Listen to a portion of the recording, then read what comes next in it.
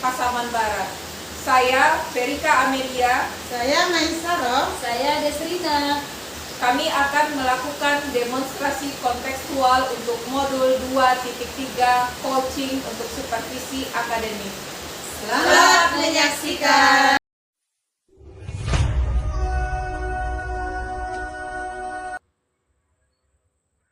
Assalamualaikum, selamat pagi Bu Mai, apa kabar? Waalaikumsalam. Alhamdulillah sehat Bu. Bagaimana dengan Ibu? Alhamdulillah hari ini kabar saya juga sehat Bu. Syukurlah kalau Ibu sehat. Nah hari ini saya dengar Ibu ada sesi coaching dengan Ibu Des ya Bu ya? Ya Bu, rencananya nanti jam 9 saya akan melakukan coaching dengan Ibu Des. Baik Bu, jadi kehadiran saya di sini adalah untuk memberikan dukungan terhadap kompetensi coaching yang ingin Ibu kembangkan nanti ya Bu. Maka dari itu saya akan mengamati proses coaching yang akan Ibu laksanakan kepada Ibu Desrina nantinya. Nah, apakah Ibu sudah siap untuk melakukan proses coachingnya? Ya Bu, saya sudah siap dan saya juga berterima kasih kepada Ibu yang sudah bersedia menjadi pengamat saya saat saya melakukan coaching bersama Ibu Des nanti. Baiklah Bu, sebelum Ibu melakukan proses coaching, ada beberapa hal yang ingin saya jelaskan dan nanti juga saya akan bertanya kepada Ibu.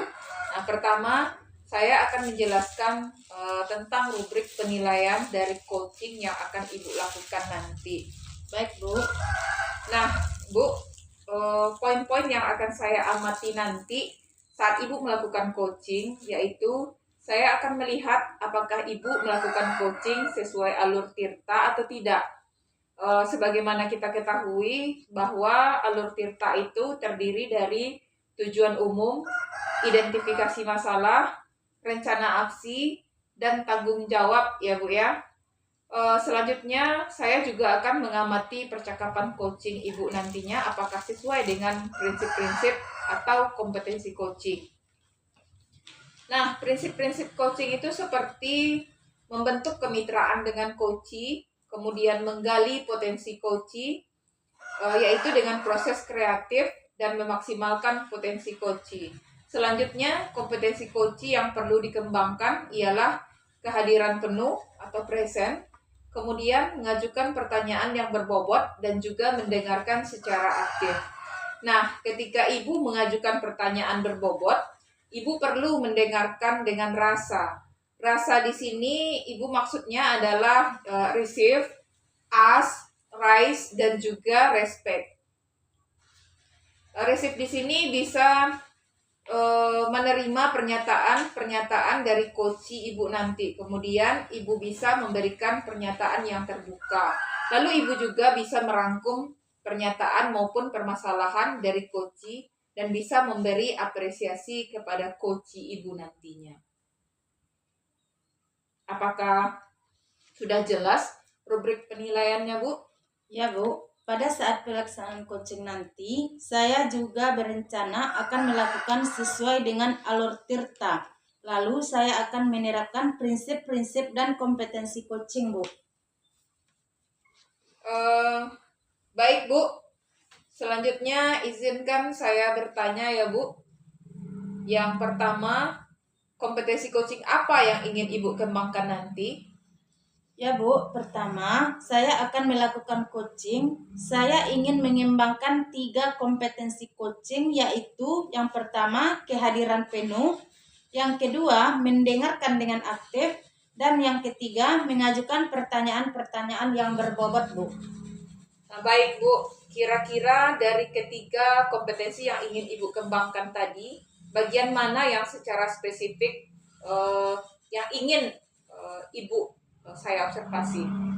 Saya ingin diobservasi pada bagian mendengarkan dengan aktif dan pada cara saya mengajukan pertanyaan-pertanyaan bermakna Bu. Oke, baiklah. Jadi fokus coaching yang akan saya observasi yaitu mendengarkan secara aktif ya Bu, dan juga mengajukan pertanyaan yang berbobot. Ya, benar sekali Bu. Nah, kemudian Seperti apa indikator ketercapaian dari tujuan pengembangan yang ibu inginkan pada saat sesi coaching ini? Yang pertama, nanti saya menyimak dan saya lebih banyak mendengar daripada berbicara, serta saya bebas dari judgement, asumsi, maupun asosiasi. Yang kedua, saya bisa mengajukan pertanyaan yang terbuka dan pertanyaan yang berasal dari mendengarkan, Bu. Baik, jadi Bu, demikian kegiatan pra-observasi kita kali ini. Terima kasih telah menjabarkan dengan begitu rinci kompetensi yang Ibu capai dan yang akan saya observasi. Nah, selanjutnya silakan Ibu melaksanakan coaching bersama Ibu Desrina.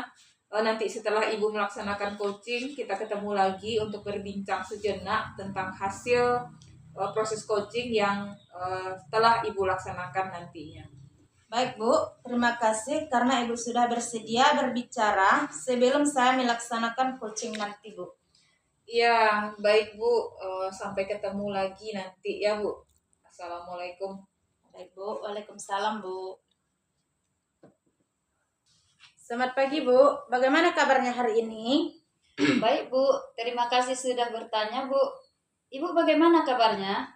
Alhamdulillah sehat, Bu. Tapi sepertinya saya lihat Ibu kurang bersemangat hari ini. Apa ada yang ingin Ibu bicarakan?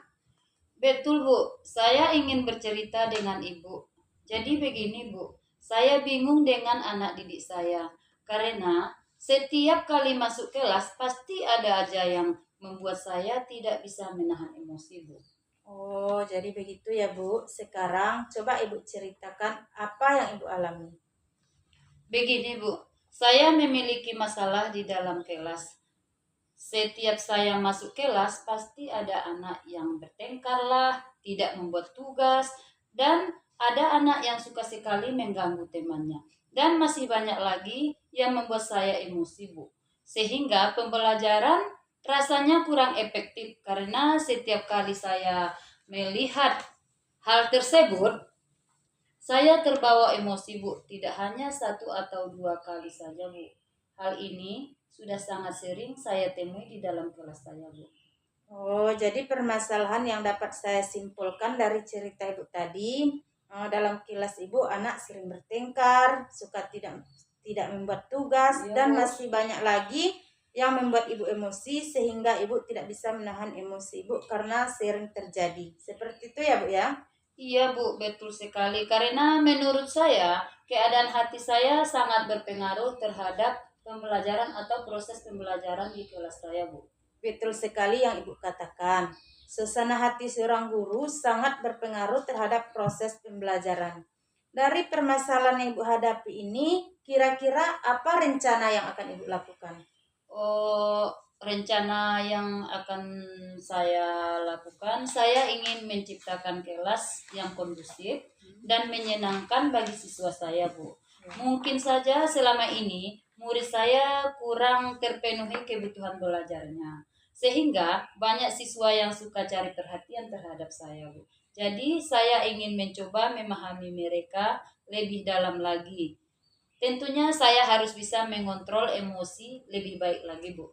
Bagus sekali, Bu. Saya sependapat dengan Ibu. Terkadang kita memang dituntut untuk bersikap tenang, padahal hati kita sebenarnya kacau melihat tingkah murid kita ya, Bu ya. Jadi, apa yang akan Ibu lakukan untuk mencapai tujuan tersebut?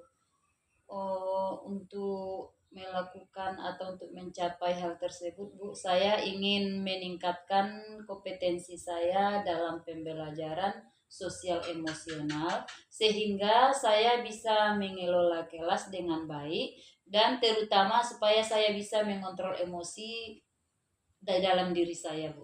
Bagus sekali ya, Bu. Setelah kita bercerita panjang lebar nih, Bu ya, kira-kira apa yang Ibu dapat dari diskusi kita hari ini? Iya, saya rasa ketika pembelajaran seorang guru harus benar-benar mampu mengontrol emosinya, Bu. Kemudian, bagaimanapun keadaan hati dan tingkah laku murid kita di dalam lokal, karena keadaan hati seorang guru sangat besar pengaruhnya terhadap pembelajaran yang diadakan di dalam kelas, Bu. Ya, benar yang Ibu katakan. Dalam proses belajar mengajar, kita harus mampu mengelola emosi kita supaya kita bisa menyelesaikan permasalahan yang kita hadapi dengan kepala dingin. Untuk mewujudkan hal tersebut, kira-kira dukungan yang Ibu harapkan dukungan yang bagaimana, Bu? Iya, kalau dukungan yang saya butuhkan ataupun yang saya harapkan tentunya sangat banyak sekali, Bu.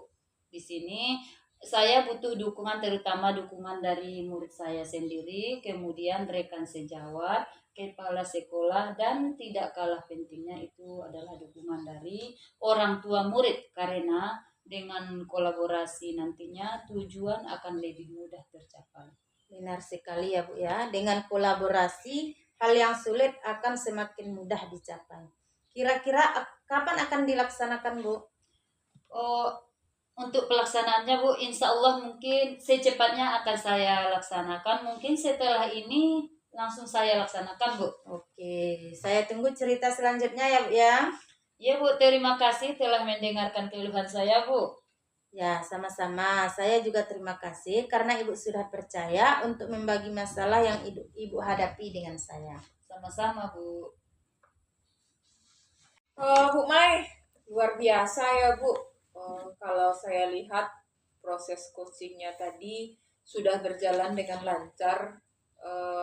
Nah, bagaimana perasaan Ibu setelah melakukan coaching tadi? Ya Bu, alhamdulillah ya. Saya merasa kompetensi yang saya harapkan sudah bisa tercapai. Saya juga merasa sangat bahagia bisa bercerita banyak dengan Koci sehingga semua permasalahan-permasalahan yang dihadapi Koci itu bisa tersampaikan, Bu. Baik Bu, pada saat coaching tadi itu jika kita merujuk pada indikator ketercapaian dari pengembangan yang Ibu harapkan pada kompetensi coaching Ibu, kira-kira menurut Ibu apa saja yang sudah Ibu lakukan pada proses coach tadi? Jadi setelah melaksanakan coaching tadi, saya merasa sudah mampu fokus terhadap coach yaitu dengan mendengar aktif dan mengajukan pertanyaan-pertanyaan sesuai dengan alur tirta, Bu. Jadi sudah tercapai ya Bu tujuan atau indikator pengembangan yang Ibu harapkan. Dan menurut hasil pengamatan saya tadi, berdasarkan observasi, menurut saya percakapan coach yang Ibu laksanakan tadi itu sudah berjalan dengan sangat baik, di mana Ibu sudah melakukan percakapan coaching sesuai dengan alur tirta ya Bu ya. Nah kemudian Ibu juga sudah menanyakan tujuan kepada coach dalam sesi coaching itu, mengarahkan beliau untuk mengidentifikasi permasalahannya, merencanakan aksi untuk menyelesaikan permasalahannya, dan Ibu juga sudah memancing beliau untuk berkomitmen dengan penuh tanggung jawab dalam menjalankan rencana aksinya. Selain itu, Ibu juga sudah menerapkan prinsip-prinsip dalam coaching. Tadi saya lihat di mana Ibu fokus dengan coach, artinya Ibu sudah melakukan kesadaran penuh atau Ibu sudah melaksanakan kehadiran penuh dan juga mendengarkan aktif serta mengajukan pertanyaan yang berbobot seperti yang sudah Ibu sampaikan pada saat observasi tadi. Nah, itu adalah fokus kompetensi yang ingin saya observasi dari Ibu. Nah, menurut saya yang sudah Ibu laksanakan tadi sudah baik, Bu. Nah, kemudian juga Ibu sudah mampu untuk mencapai sesuai dengan harapan yang Ibu sampaikan pada saat observasi tadi. Kompetensinya menurut saya sudah tercapai dengan mendengarnya, Bu. Terima kasih Bu atas umpan balik yang sudah Ibu berikan. Nah, sama-sama Bu. Dari hasil yang baru saja Ibu lakukan, kira-kira kompetensi apa lagi yang ingin Ibu kembangkan berikutnya?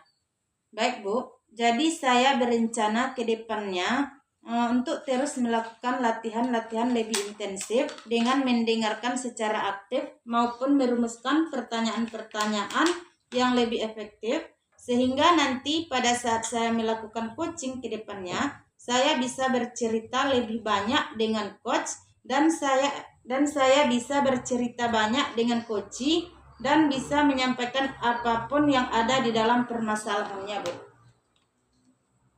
Oh ya, jadi semoga kompetensi tersebut dapat Ibu kembangkan sesuai dengan harapan Ibu nanti.